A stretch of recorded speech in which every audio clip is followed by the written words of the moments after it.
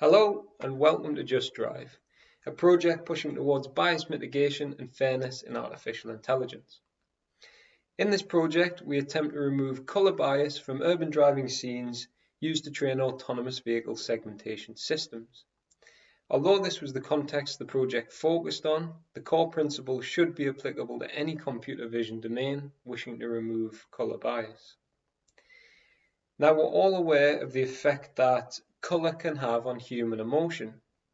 Darker scenes can create a bit of a heavier mood, whereas lighter images can instill vibrancy and freshness. But how does this affect our ability to make decisions? What we're going to do is remove the colour from this scene, and I'm going to get you guys to make some decisions. So, what is this object that I'm holding here? If you guessed a tomato, then you are an enlightened bunch. What about now? I mean, we don't need the colour in this scene to know that this object's a phone. That's because the banana has quite a unique geometry. But we don't want to strip all of the colour information out of the urban scenes in the project, because as you've seen with the tomato example, it can be quite a dependable cue given an ambiguous geometry such as a sphere. So in the context of urban scenes, this could relate to the network using the wrong cue to make categorization. If all the training images were taken in fair weather in summer, then the network might learn that all trees are green with leaves. And when a prediction is made on a test image from autumn or winter, then it may struggle to identify the same tree. In fact, it has been shown that convolutional neural networks do exhibit this behavior and often use the simplest cue to make the categorization. In safety-critical applications such as autonomous driving, this is unacceptable. The difference between two data sets is known as a covariate shift. Covariate shift is common in real-world computer vision tasks, especially urban scenes. Data sets which are used to train computer vision segmentation tasks are expensive to obtain, and practicality dictates that some degree of covariate shift will persist. I mean, we can't provide images of every situation that an autonomous vehicle will encounter in the wild. And for that reason, we'll always have a gap between what the models are trained on and the images that the models are tested on. And therefore, a bias exists between these two distributions. So here's an example of some out-of-sample differences a self-driving car might face at test time. We can see variations in weather, in lighting, shadows creating phantom objects on the pavements and sidewalks. There's different landscapes. There's events and parades caused by human interaction with the environment.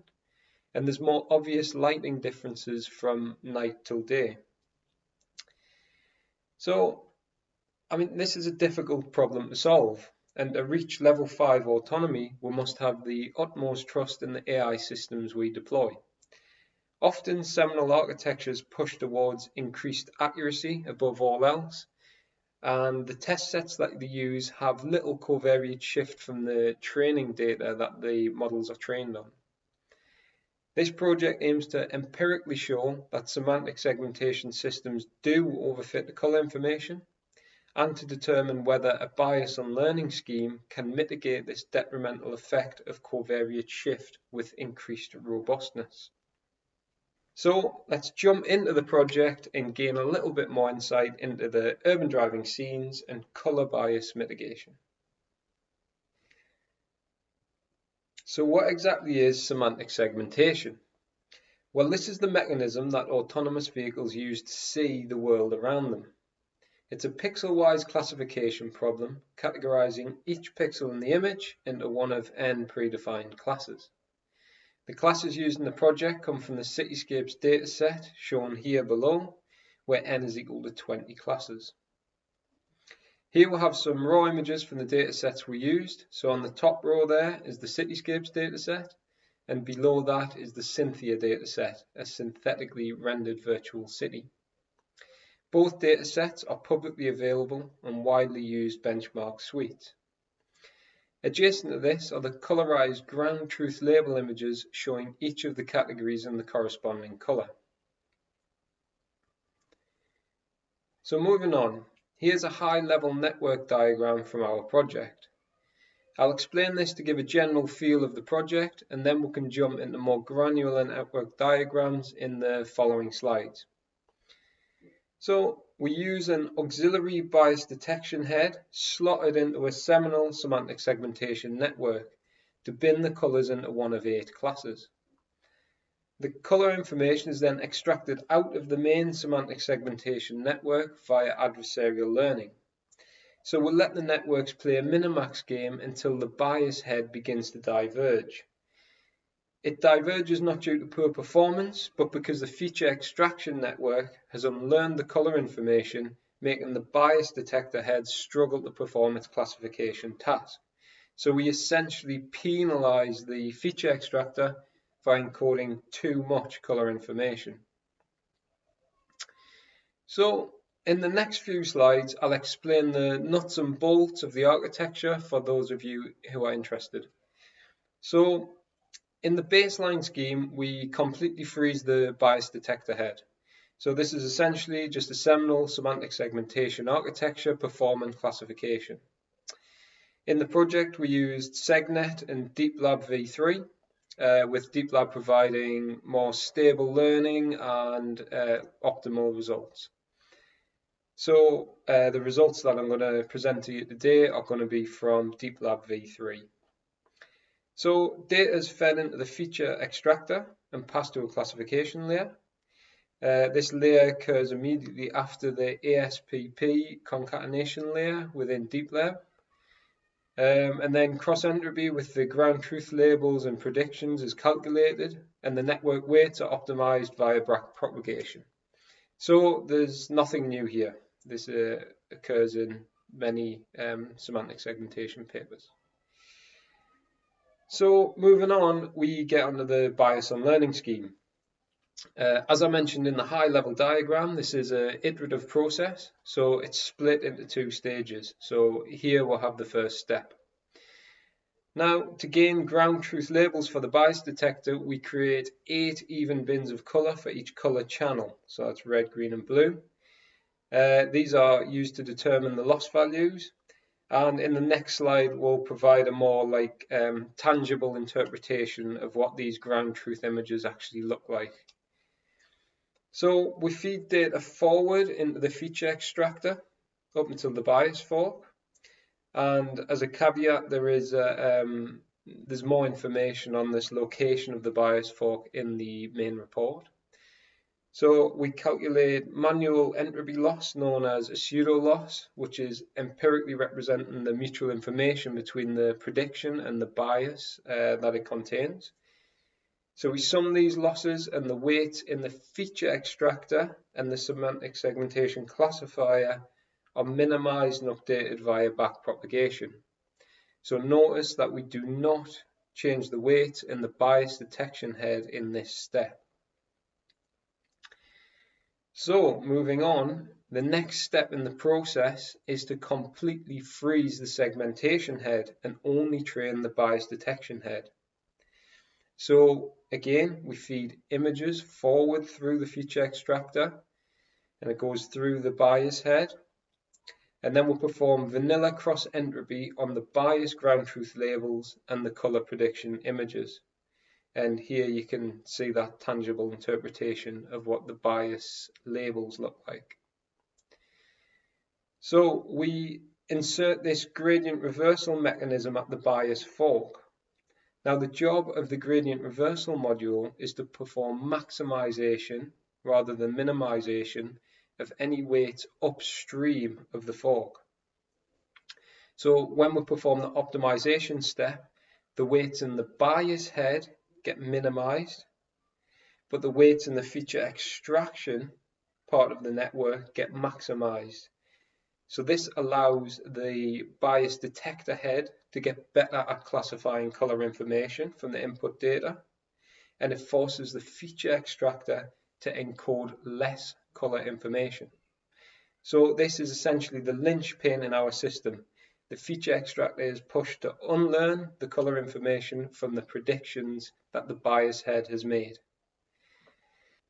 So I hope that was a decent job of explaining the system's architecture, and I hope I've still got a few people's attention. Right, so let's have a look at some results generated from the models. So all the results that I'm about to report come from the Cityscapes dataset using the Deep Lab architecture in the segmentation head. So here we'll have some loss curves. As you can see, we'll have the baseline models, which solely train a semantic segmentation model in orange and pink. And the orange model is fed color input, and the pink model is fed grayscale input. The learning not to learn, or bias on learning scheme, is the green line, and it lies in between both baseline models. As you can see, the bias on learning sits right between the two baselines, as we would expect from the motivation at the start of the presentation, with the grayscale fruit. So this is desirable because we want the network to perform better than a grayscale model with limited color information, but we do expect an increased loss compared to the baseline color model because, as we mentioned earlier, semantic segmentation architectures often champion increased accuracy and can overfit to the color information. So to test the model's robustness to covariate shift, we create a validation set of images where we distort the color information. We track the network's performance on the validation set, providing the same training data as before. So this is to try and synthesize the situations an autonomous vehicle may experience with different weather and lighting conditions or seasons. So below we have the image transformations. So color jitter randomly perturbs the pixel values with different intensities. We have the grayscale and inverted transformations. So these transformations are applied using PyTorch's transform suite. And in addition, we have on the right hand side here, we have the fog and rain image corruptions. These data sets are publicly available in the Cityscapes data repository and were created by other researchers. So in a nutshell, we're training on, say, summer images, which is actually mostly the case in the Cityscapes images. And we're validating on images with color distortions designed to represent poor lighting or seasonal fluctuations, which an autonomous vehicle might encounter in the wild. So jumping into the results, we can see that the bias on learning network performs better under these conditions, empirically showing that the scheme does work in highly variable domains, such as urban road scenes. As we can see from the disparity of the loss on this graph, it shows that the semantic segmentation networks do rely heavily on the color information in the images to base its classification. To reiterate, the only thing that has changed in each case are the pixel colors in the image. All geometry and semantics are completely unchanged. So the bias on learning scheme performed well against the baseline model on color invert and comparatively against the baseline color jitter. In fact, if we look at the mean intersection over union results, which is a metric designed to look at accuracy in semantic segmentation models, we can see that the bias on learning scheme performs unanimously better than the baseline architectures, with an average increase of 21% performance over the three groups just shown here. So moving on, we have some qualitative results to have a look at. The baseline model is the first column here, and our bias on learning scheme in the center column. So these images are from models trained on normal Cityscapes data and given a fog or rain test image to segment. Results show that the bias on learning scheme is able to better segment the pedestrians in the top row, and they've got less of these pedestrian hallucinations up the side of the building, also on the top row, that you see with the baseline scheme. Again, in the fog image on the bottom row, the bias and learning scheme, it's better at segmenting the tree through the fog, and again produces less of these hallucinations. Both schemes do contain a lot of noise and artifacts showing the impact of that covariate shift and the distance between those loss curves on the in the previous slide. So these results are encouraging and they do align with the quantitative results. If you want to see some more detailed results with a more in-depth discussion, I recommend that you read the project report, which is published in this conference. And finally, I'm going to leave you with some segmentation predictions from our trained bias and learning scheme on real-life sequence data. And I welcome any questions on the project. I've provided contact details here for future collaboration or extended questions, and a QR code which takes you to the project repository. So thank you all for your time today, and I hope you enjoy the rest of the conference.